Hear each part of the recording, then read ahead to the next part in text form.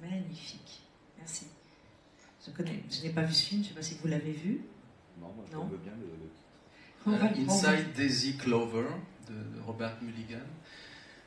C'est très très beau, les plans sont incroyables. Le plan large où elle rentre dans cette petite cabane pour enregistrer l'espèce d'immense studio noir et puis le son, le traitement du son, le fait qu'elle apparaisse en muet avec un fond sonore très, très anxiogène, c'est très très très beau. Enfin, bravo, merci. J'ai choisi évidemment aussi en référence à West Side Story, mais peut-être on pourrait élargir. Est-ce que on a un peu parlé tout à l'heure, je ne veux pas non plus faire mon Boris ironique, mais est-ce qu'il y a un prix à payer un peu à la célébrité comme ça, c'est-à-dire le côté machinal des fois de réponse dans les médias. Moi, ce que j'aime beaucoup dans la manière dont vous êtes dans les médias, c'est qu'on vous voit, mais vous n'avez jamais de votre langue dans votre poche. Bon, j'ai pas non plus été très... j'ai été très longtemps quand même un petit peu formatée par l'univers de la danse classique qui contraint à une certaine forme de rigueur. Je me sens beaucoup plus libre aujourd'hui dans mon expression. C'est pas face aux médias que je me suis sentie le mieux entendue, comprise ou regardée. Justement, c'est ce que je voulais vous dire. On a l'impression malgré tout que vous jouez le jeu, mais que vous restez vous-même, alors qu'il y en a certains qui servent une soupe souvent promotionnelle. C'est compliqué de rester soi-même. C'est compliqué d'abord de savoir qui on est. Avant d'être soi-même, il faut quand même faire un petit chemin pour se connaître. Moi, j'ai commencé très tôt ce métier, donc j'ai été très vite confrontée aux médias. Et à l'époque, c'est pas comme aujourd'hui, la célébrité était relativement rare. Aujourd'hui, tout le monde peut être célèbre avec des recettes de cuisine ou des sextapes. Enfin, c'est large. Mais à l'époque, la célébrité était focalisée vraiment sur quelques stars et elle focalisait toute l'attention, tous les fantasmes, toutes les projections. C'était un peu des exutoires aussi, des défouloirs. Il y avait un peu de tout. Moi, je fais partie, je pense, de cette dernière génération d'actrices qui était encore très formatée par les médias. Aujourd'hui, les célébrités choisissent quelle histoire ils veulent raconter médiatique, en fait, quelle projection ils veulent bien montrer d'eux-mêmes.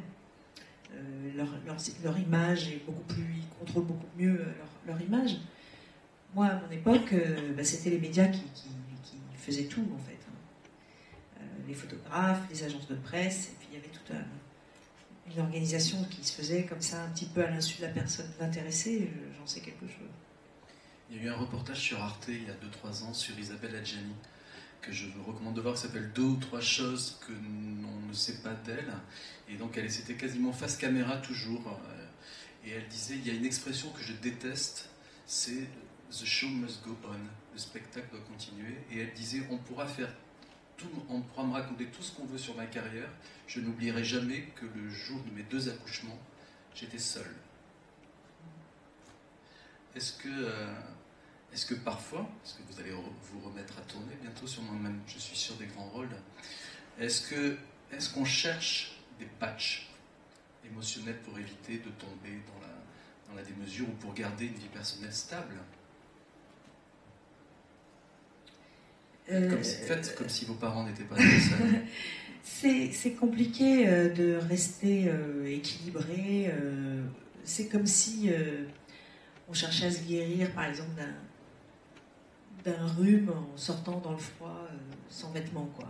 Il y a un côté difficile de rester équilibré dans un univers où tout contribue à créer le déséquilibre. Je connais relativement peu d'acteurs équilibrés. Bon, il y a peu de gens équilibrés, de manière générale, mais les comédiens, les acteurs, parce que justement ils sont tributaires de l'autre et qu'ils ont peu d'autonomie en réalité pour l'expression de leur art. Un musicien, il va pouvoir jouer, s'entraîner, et il a besoin de personne pour jouer. Un danseur aussi, un peintre, un écrivain. Voilà. Mais un acteur, il ne peut pas jouer seul, en fait. Il peut pas. Il n'existe que dans le regard de l'autre. Alors c'est encore plus perturbant. il n'y a pas non plus de repères techniques qui sont un cadre, un garde-fou. Un musicien, c'est quand s'il joue moins bien, il a des repères techniques. Le danseur aussi, il a des repères techniques qui sont un cadre, un garde-fou qui permettent de savoir un petit peu où on en est.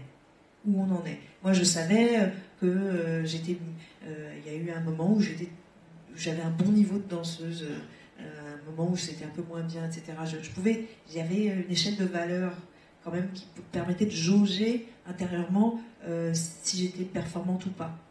Alors que pour le jeu, on n'a aucune jauge qui permet de déceler si on est bon ou pas, on a un vague ressenti.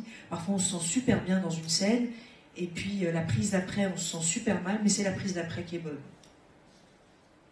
C'est vraiment une question de regard, et puis aussi on est très tributaire, en tout cas à l'image, au cinéma, de beaucoup de facteurs extérieurs qui donnent le résultat final de sa performance. C'est-à-dire que sa performance, on va dire que le résultat final de son travail à soi, c'est 10%, quoi.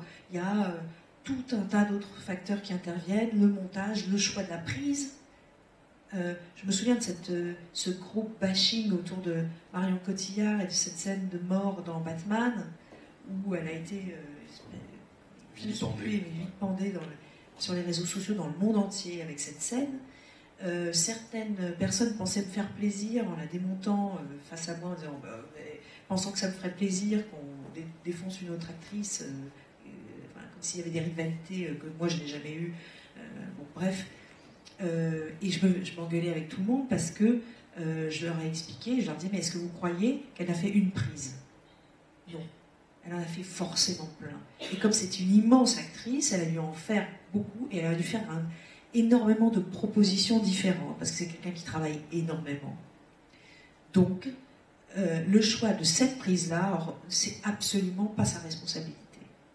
C'est la responsabilité du réalisateur, du producteur. Ils ont eux-mêmes choisi cette prise-là. Et toute Marion Cotillard aussi, successful qu'elle puisse être, n'a pas le choix de ces prises. Donc c'est vous dire à quel point on est peu de choses quand on est comédien. Et se sentir peu de choses, tout en étant glorifié d'une certaine manière, il y a quelque chose de très déséquilibré là en fait, entre son impuissance et sa toute-puissance. Il y a un truc qui est très ambivalent là. C'est peut-être ce paradoxe, pour rebondir tout à l'heure ce qu'on avait dit avec le cabotinage, quand un comédien va voir le réal pour dire, parce qu'en fait c'est un vide permanent. Il est perdu. Il va voir, j'étais bien là.